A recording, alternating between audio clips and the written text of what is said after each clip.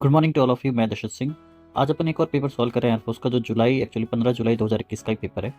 और जैसे मैं आपको हमेशा ही कहता हूँ कि आज भी इसी टाइप के क्वेश्चंस आते हैं, तो आपको इनसे एग्जैक्टली आइडिया मिल जाएगा कि किस टाइप के क्वेश्चन जो फर्स्ट इनटेक हुआ था 2026 का, उसमें पूछे गए थे। पहला क्वेश्चन जो है यहाँ पे चेंज ऑफ वॉइस का है। ठीक है, अब देखिए, they have build a perfect dam across the river. उन्होंने रिवर के अक्रॉस एक परफेक्ट डैम बिल्ड किया है। अब अपन को उसको चेंज करना है। तो दे हैव बिल्ड कौन सा टेंस है? Present perfect. अपना सब्जेक्ट क्या बनेगा? A perfect dam. ठीक है, अ परफेक्ट डैम अपना सब्जेक्ट बन गया। अ परफेक्ट डैम कौन है? ये इट है। ठीक है, सिंगुलर है, इट है, निर्जीव है। इसके साथ क्या लगेगा? Has been. हैज बीन क्यों लगेगा? क्योंकि देखिए यहाँ पे दे के कारण हैव बीन आया, बट जब अपना सब्जेक्ट अ परफेक्ट डैम बनेगा तो इट है, इट के साथ क्या लगेगा? Has been. तो अपन को परफेक्ट डैम सब्जेक्ट बनना है, हैज बीन ढूंढना है। बाकी by dam across the river. Across मतलब रिवर के पूरे एक सिरे से दूसरे सिरे तक। अब देखिए, परफेक्ट डैम हैव बीन गलत है, आगे जाने की जरूरत ही नहीं है। परफेक्ट डैम हैड बीन गलत है, यहाँ टेंस जो चेंज नहीं होगा। ठीक है, अब बच्चे डायरेक्ट इनडायरेक्ट और एक्टिव पैसिव में भी कंफ्यूज हो जाते हैं, तो आपको हमेशा क्वेश्चन को ध्यान से सॉल्व करना है। परफेक्ट डैम हैज बीन सही है, बिल्ड ये गलत है। फर्स्ट फॉर्म क्या होती है? BUILD, लेकिन सेकंड में BUILT हो जाता है, बिल्ड बिल्ट, फिर बिल्ट आता है। तीसरी फॉर्म भी सेम है। ठीक है, ये वाली। तो ये फॉर्म गलत है। Perfect dam has been build बिल्कुल सही है। तो आंसर क्या हो जाएगा? ये ऑप्शन। ठीक है, क्योंकि इसमें थर्ड फॉर्म आएगी, आपको हमेशा ध्यान रखना है। तो जब आप क्वेश्चन को पढ़ते हैं उसी समय एक आंसर क्रिएट कर लें, उसको देख के, आपके अनुभव से, एक्सपीरियंस से और आपकी मेहनत से। उसके बाद ऑप्शन चुने और हर एक ऑप्शन में गलत क्या है वो निकालें। आप उसी दिन सेलेक्ट होंगे जब आपको 4 में से ये पता होगा कि 3 जो ऑप्शन है वो गलत क्यों है और एक सही क्यों है। ठीक है, चलिए आगे बढ़ते हैं।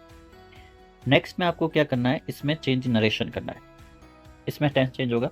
The boys said hurray we have won the match. Hurray मतलब जॉय हो गया, we have won the match.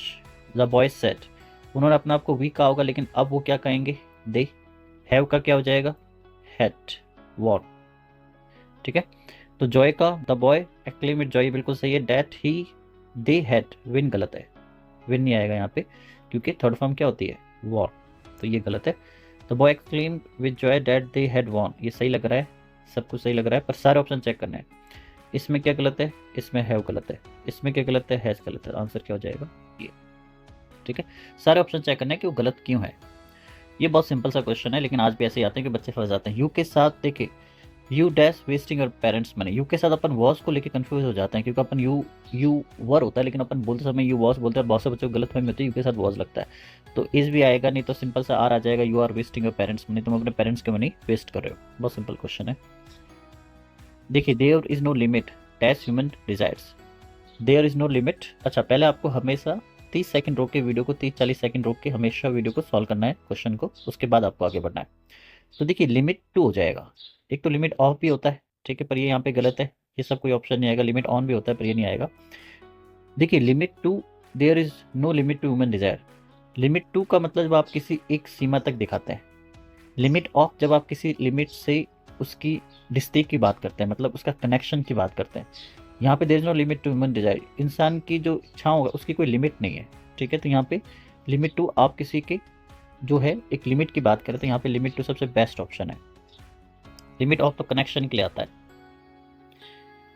I inquiry of him why he is so negligent in his studies. मैंने उसके बारे में पता किया कि वो अपने पढ़ाई को लेकर वो बहुत ज़्यादा केयरलेस कैसे है, मतलब ध्यान नहीं देता। आई इंक्वायरीड पास्ट सिंपल टेंस है, वॉज नहीं आएगा, सॉरी इज नहीं आएगा, वॉज आएगा, क्योंकि बात टोटल पास्ट में चल रही है। ये पास्ट सिंपल है, तो प्रेजेंट सिंपल नहीं होगा, कि अपन बात पास्ट की कर रहे हैं, तो वाई ही वॉज। ठीक है, देखिए इसमें आपको एरर ढूंढना है, ये है, तो आपको पढ़ के इसमें से एरर ढूंढना है। Mathematics will taught in his school by Rahul sir. Mathematics will taught नहीं होगा, मैथमेटिक्स किसी को नहीं पढ़ाएगी, मैथमेटिक्स को पढ़ाया जाएगा। तो मैथमेटिक्स विल बी टॉट क्या हो जाएगा?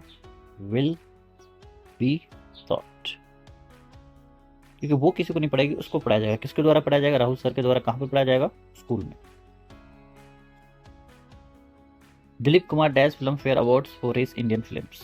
अब इसमें देखिए, ये तो कोई आने का चांस ही नहीं है, ये आ सकता है, ये आ सकता है, लेकिन दिलीप कुमार जो है वो भूतकाल है, मतलब दिलीप कुमार आजकल फिल्में नहीं बनाते, पहले बनाते, तो उनको जो है अवार्ड जो है वो मिल चुका है।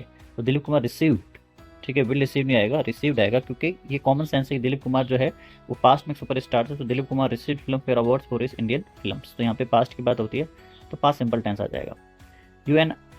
You and dash are going to meet on Sunday. देखिए मी ऑब्जेक्ट है, हिम ऑब्जेक्ट है, आई आएगा, यू एंड आई दो हो गए, एन ने दोनों को जोड़ दिया तो आर बिल्कुल सही है, क्योंकि मी और हिम तो कौन है, ऑब्जेक्ट है। जब क्रिया करते हो कौन आता है, सब्जेक्टिव प्रोनाउन। इसमें आपको स्पेलिंग चुननी है, ठीक है, बहुत सिंपल। अगर आपने सॉल्व कर दिया है तो स्पेलिंग हो जाएगी ये। इसमें आपको चुनना है सिमिलर, मतलब सेम वर्ड। सेम वर्ड के रेक्टिफाई का मतलब होता है करेक्शन, ठीक है, तो ये आंसर हो जाएगा।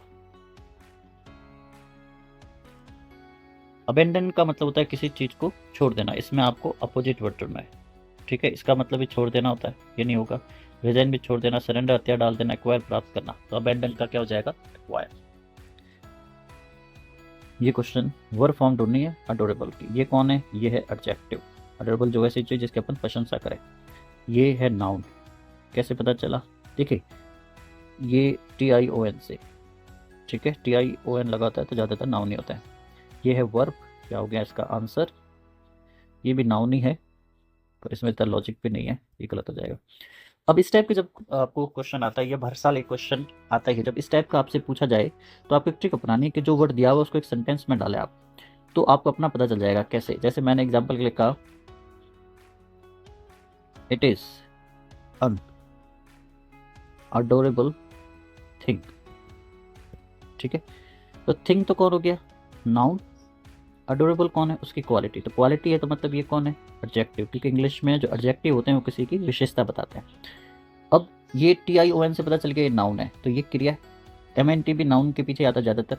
इंग्लिश को जो फिक्स नहीं होता, पर एक छोटी मोटी ट्रिक होती है जिससे आप आंसर निकाल सकते हैं। ये वर्ब है, ठीक है, वन वर्ड है ये, one with unlimited power. Unlimited power ये तो हो गए कोरियोग्राफर जो डांस सिखाते हैं। ऑटो करेक्ट एक तंत्र, ये आंसर हो गया।